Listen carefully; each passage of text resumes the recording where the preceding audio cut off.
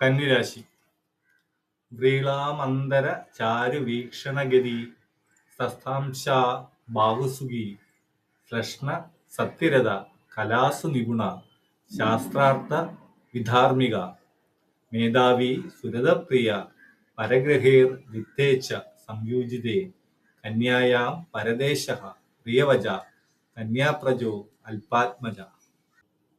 ചന്ദ്രൻ കന്നിയിൽ നിൽക്കുമ്പോൾ ജനിച്ചവൻ ലഗ്ന ഹേതുവായിട്ട് ആലസ്യത്തോടു കൂടിയതായും മനോഹരവുമായിരിക്കുന്ന ദൃഷ്ടിപാതത്തോട്, അതായത് നല്ല നോട്ടം, ദൃഷ്ടി നമ്മൾ ആകർഷിക്കുന്ന തരത്തിലായിരിക്കും.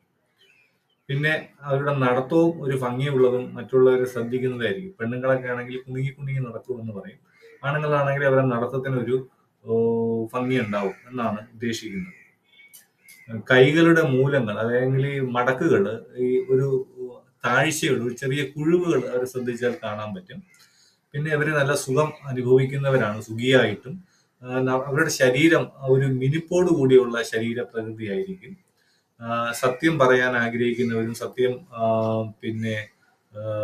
ചെയ്യുന്നവരൊക്കെ ആയിരിക്കും. സത്യം കള്ളം പറയാത്തവരും അല്ലെങ്കിൽ അത് ഇഷ്ടപ്പെടാത്തവരും ആയിരിക്കും. പിന്നെ നൃത്ത ഗീതാദികളിൽ അല്ലെങ്കിൽ കലാവിദ്യകളിലൊക്കെ വലിയ സാമർഥ്യവും കഴിവും ഒക്കെ പ്രകടിപ്പിക്കുന്നവരായി കണ്ടിട്ടുണ്ട്.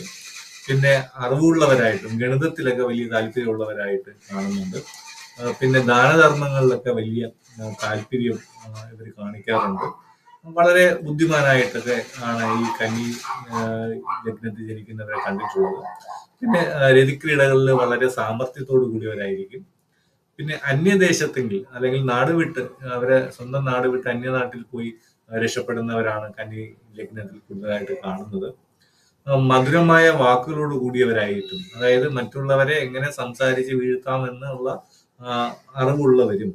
ഇവരുടെ സന്താനങ്ങൾ കൊടുത്തു നോക്കുമ്പോൾ സ്ത്രീ സന്താനങ്ങൾ കൂടിയിരിക്കുന്നവരായിരിക്കും കന്യരാശിയിലുള്ളവര്. അന്യഗ്രഹങ്ങളുടെ ഉടമസ്ഥ, അതായത് മറ്റുള്ളവരുടെ വസ്തു വീടൊക്കെ ഇവർക്ക് വാങ്ങാനും അല്ലെങ്കിൽ വന്നു ചേരാനൊക്കെ യോഗമുള്ളവരായിരിക്കും. പൊതുവെ ധനം ഉള്ളവരായിരിക്കും കന്നി കൂറിൽ ജനിച്ചാലും കന്നി ലഗ്നത്തിൽ ജനിച്ചാലും വരുന്ന ഫലങ്ങൾ.